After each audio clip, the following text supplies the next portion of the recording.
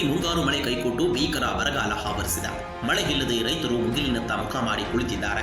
ಇತ್ತ ಆಡಳಿತ ಪಕ್ಷ ಮಾತ್ರ ಮಂತ್ರಿಮಂಡಲ ರಚನೆಯಲ್ಲಿ ಬ್ಯುಸಿಯಾಗಿ ಕುಳಿತಿದೆ.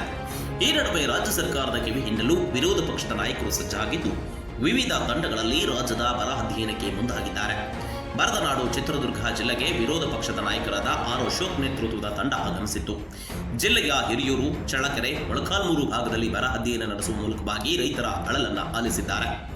ಇದೇ ಸಂದರ್ಭದಲ್ಲಿ ಸೂರಗೊಂಡನಹಳ್ಳಿಯ ರೈತ ತಿಪ್ಪೇಸ್ವಾಮಿಯ 13 ಎಕರೆ ಸೂರ್ಯಕಾಂತಿ ಬೆಳೆಯನ್ನ ವೀಕ್ಷಣೆ ಮಾಡಿದ ಬಿಜೆಪಿ ನಾಯಕರು ಬೆಳೆ ನಷ್ಟದ ಕುರಿತಾಗಿಯೂ ಕೂಡ ಮಾಹಿತಿಯನ್ನ ಪಡೆದಿದ್ದಾರೆ.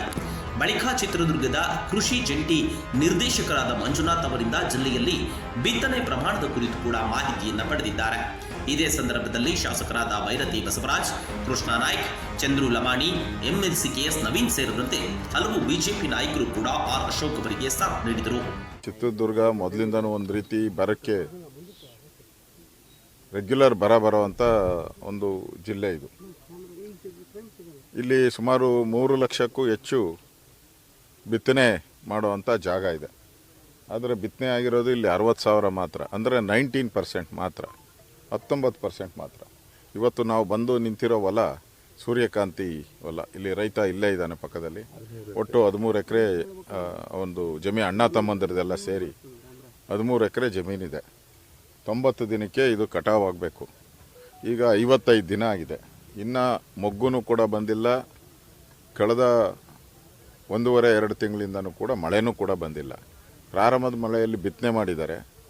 ಈಗ ಪೂರ್ತಿ ಇನ್ನು ಮಳೆ ಬಂದರೂ ಬೆಳೆ ಇಲ್ಲ, ಬರೆದಿದ್ರೂ ಮಳೆ ಇಲ್ಲ, ಆ ಪರಿಸ್ಥಿತಿ. ನಾನು ಕೇಳಿದೆ ರೈತರನ್ನ, ಇವಾಗೇನೋ ಮಳೆ ಬಂದರೆ ಇಲ್ಲ, ಇನ್ನು ಮಳೆ ಬಂದ್ರೂ ಕೂಡ ಇನ್ನು ಹೂ ಬರೋಕ್ಕಾಗಲ್ಲ, ಕಾಯಿನೂ ಬಿಡೋಕ್ಕಾಗಲ್ಲ, ಪೂರ್ತಿ ಹೊರಟೋಗಿದೆ ಅಂತ. ಅಂದರೆ ಪೂರ್ತಿ ಜಮೀನು ಇಲ್ಲಿರೋವಂಥದ್ದು ಎಲ್ಲನೂ ಆಲ್ಮೋಸ್ಟ್ ಆಲ್ ಸೂರ್ಯಕಾಂತಿ ಬೆಳೆದಿರೋವಂಥದ್ದೇ.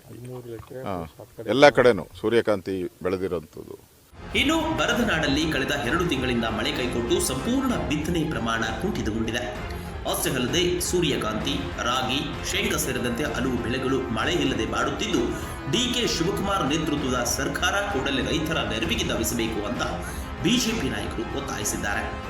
ಇನ್ನು ಇದೇ ಸಂದರ್ಭದಲ್ಲಿ ಚಿತ್ರದುರ್ಗ ನಗರಕ್ಕೆ ಆಗಮಿಸಿದ ಬರ ಅಧ್ಯಯನ ತಂಡಕ್ಕೆ ರೈತನೋರ್ವ ಸಮರ್ಪಕ ಮಳೆ ಇಲ್ಲದೆ ಬಿತ್ತನೆ ಮಾಡದೇ ಇದ್ದಂತಹ ಬಿತ್ತನೆ ಬೀಜ ವಾಪಸ್ ನೀಡುವ ಮೂಲಕವಾಗಿ ಸರ್ಕಾರದ ವಿರುದ್ಧ ಆಕ್ರೋಶ ವ್ಯಕ್ತಪಡಿಸಿದ್ದಾರೆ. ಇನ್ನು ಇದೇ ಸಂದರ್ಭದಲ್ಲಿ ಡಿಕೆ ಶಿವಕುಮಾರ್ ನೇತೃತ್ವದ ಸರ್ಕಾರ ಕೂಡಲೇ ಚಿತ್ರದುರ್ಗ ಜಿಲ್ಲೆಯನ್ನ ಬರಪೀಡಿತ ಜಿಲ್ಲೆ ಎಂದು ಘೋಷಣೆ ಮಾಡಬೇಕು, ಪರಿಹಾರದ ಹಣ ಬಿಡುಗಡೆ ಮಾಡಬೇಕು ಅಂತ ಕೂಡ ರೈತ ಒತ್ತಾಯಿಸಿದ್ದಾನೆ. 13 ಎಕರೆ ಬಿತ್ತಿದ್ವಿ. ಬಿತ್ತಿದಾಗಲಿಂದ ಮಳೆ ಇಲ್ಲ ಸರ್. 52 ದಿವಸ ಆಗೈತೆ. ಇವಾಗ ಮಳೆ ಬಂದರೆ ಏನು ಪ್ರಯೋಜನ ಇಲ್ಲ ಸರ್. ರೈತರು ಭಾಳ ಕಂಗಾಲಾಗೋಗ್ಬಿಟ್ಟಿದ್ದಾರೆ. ಸುಮಾರು 1 ತಿಂಗಳು 1.5 ತಿಂಗಳು ಆಯ್ತು ಸರ್. ನೆಮ್ಮದಿ ಇಲ್ಲ, ಹೊಲ್ದಾಗ ಬರೋಕ್ಕೂ ನೆಮ್ಮದಿ ಇಲ್ಲ. ಭಾಳ ಸಂಕಷ್ಟ ಇದೆ ಸರ್. ಜೀವನ ಮಾಡೋದು ಭಾಳ ಕಷ್ಟ ಆಗ್ಬಿಟ್ಟೈತೆ. ಬಿತ್ತಿದಾಗಲಿಂದ ಮಳೆನೇ ಡ್ರಾಪ್ ಆಗೈತೆ. ಅದು ಇದು ಮಾಡ್ತೀವಿ ಅಂತ ಹೇಳ್ತಾರೆ. ಅದೇನು ಮಾಡಬೇಕು ಗೊತ್ತಾಗ್ತಿಲ್ಲ ಸರ್. ಮುಂದೆ ದಾರಿನೇ ಏನು ಮಾಡ್ಬೇಕಂತ ಗೊತ್ತಾಗ್ದಂಗೆ ಆ ಪೊಸಿಷನಲ್ಲಿ ಒಯ್ದ್ವಿ. ಸರ್ಕಾರ ಏನಾದರೂ ಬೆಳೆ ಯಾವ ಹಂತದಲ್ಲಿದೆ, ಹೆಂಗಿದೆ ಸರ್? ನೀವೇ ನೋಡ್ತಿಲ್ಲ ಸರ್ ಕಣ್ಣಾರೆ.